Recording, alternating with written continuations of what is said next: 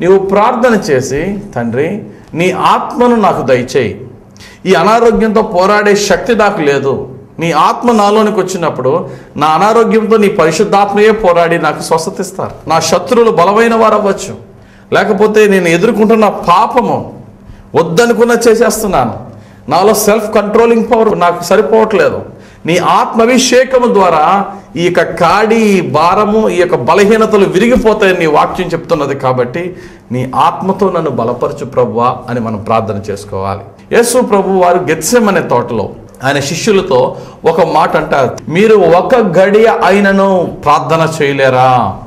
మత్తయి సువార్త 26వ అధ్యాయము 40వ వచనం. దాని ఇంగ్లీష్ బైబిల్లో మనం చూసినట్లయితే, can't you pray for 1 hour? ఒక గంట ప్రార్థన చేయలేవా? ఈ యొక్క వాక్యము వింటున్న ప్రతి ఒక్కరికి కూడా నేను చెప్పేది అదే. మన లైఫ్లో రోజులో ఒక గంట మనం ప్రార్థనలో గడపగలిగే ఆత్మీయంగా మనం ఎదిగితే కనుక, ఇంగ్లీష్లో ఒక సామెత ఉంటుంది, an apple A day keeps you away from doctor అన్నారు. రోజుకి ఒక యాపిల్ పండు తింటేనటండి నువ్వు డాక్టర్ దగ్గరికి వెళ్ళక్కర్లేకుండా, నీకు ఏ అనారోగ్యం రాకుండా ఆ యాపిలే నీకు ఆరోగ్యం ఇస్తుందని మన పెద్దలు చెప్తున్నారు. అయితే నేను చెప్తున్నాను, 1 hour prayer a day keeps you away from the Satan. నువ్వు రోజుకి ఒక గంట ప్రార్థన చేయి, సాతానుడు నీ దగ్గరికి రాకుండా దేవుడు నీకు కంచి వేస్తాడు. ఒకవేళ వాడు వచ్చినా వాడిని తరిమి కొట్టగలిగే శక్తిని దేవుడు నీకు ఇస్తాడు. ఒక గంట ఏకాంత ప్రార్థన. ప్రియమైన దేవుని సంగమా, ఈరోజు నేను మీకు చెప్పేది, ఒక గంట రోజుకి ప్రార్థన చేయడం మనం నేర్చుకోవాలి. ప్రపంచంలో అన్ని చర్చెస్ కన్నా ఎక్కువ మెంబర్స్ అటెండ్ అయ్యే చర్చ్ ఏది అంటే సౌత్ కొరియా దేశంలో ఒక చర్చ్ ఉంది. ఆ చర్చ్ పాస్టర్ గారి పేరు పాస్టర్ పాల్ యాంగిచౌ. ఆ యాంగిచౌ అనే పాస్టర్ గారిని మనం చూసినట్లయితే, ఆయన సంఘాన్ని చాలా కొద్ది మందితో ప్రారంభించిన సంఘము ఈరోజు ఎంత పెద్ద సంఘం అయిందంటే, ఆదివారం ఆ చర్చ్కి అటెండ్ అయ్యే వాళ్ళు 10 లక్షల మంది అటండి.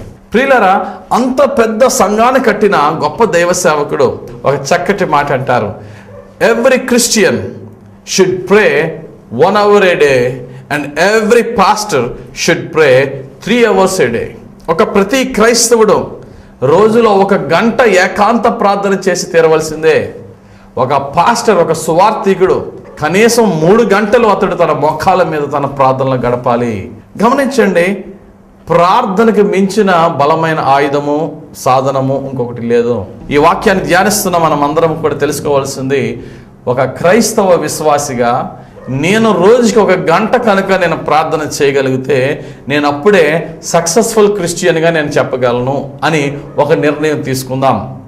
చాలామంది నాకు ఫోన్ చేసి రకరకాల ప్రార్థనా విజ్ఞాపనలు అడుగుతున్నప్పుడు అనేక మంది చేసిన విజ్ఞాపనలో ఒకటి ఏంటంటే, పాస్టర్ నేను ఒక పాపంతో శోధింపబడుతున్నాను, దాంట్లోంచి బయటికి రావాలని ఆశపడుతున్నాను కానీ రాలేకపోతున్నాను. మరి ముఖ్యంగా వ్యభిచారపు, మోహపు, కామపు, అపవిత్ర తలంపులు నేను వాటిని కంట్రోల్ చేసుకుందామన్నా కంట్రోల్ చేసుకోలేకపోతున్నాను. అయితే వాళ్ళకి నేను ఇచ్చే అడ్వైస్ ఒకటే, నా మాటలతో నేను మీకేమీ చెప్పలేను, కానీ మీరు రోజుకి ఒక గంట ప్రార్థనలో గడపండి. ఏకాంత ప్రార్థనలో ప్రభువా నన్ను బలపరచు అని గంట ప్రార్థనలో గడపండి. ఆ యొక్క పరిశుద్ధాత్మ దేవుడే నీకు తెలియకుండా నీలోనికి ప్రవేశించి నీలో ఆ సెల్ఫ్ కంట్రోలింగ్ పవర్ని ఇచ్చి ఆ శోధన నీకు ఒక శోధనగా ఉండకుండా ఆ టెంప్టేషన్ని అధిగమించే దేవుడు నీకు నిగ్రహ శక్తిని ఇస్తాడు.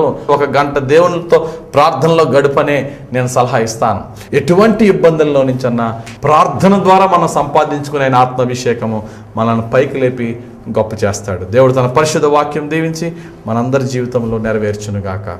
ఆమెన్. ప్రార్థన చేసుకుందాం. ప్రేమ నమ్మకమైన మా ప్రియ యేసయ్య, అత్యున్నత సింహాసనాసీనుడు అయిన మా పరమ తండ్రి, మీకు వందనాలు.